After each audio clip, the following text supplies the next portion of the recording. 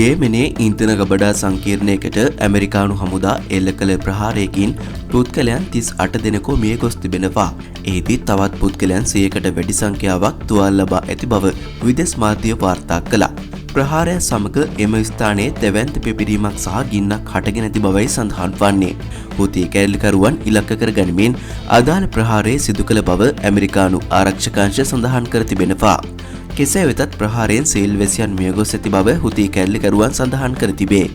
ඊශ්‍රායලය විසින් ගෙනා සටන් විරාම යෝජනාවක් හමාස් සංවිධානය විසින් ප්‍රතික්ෂේප කර ඇතැයි විදේශ මාධ්‍ය වාර්තා කර තිබෙනවා.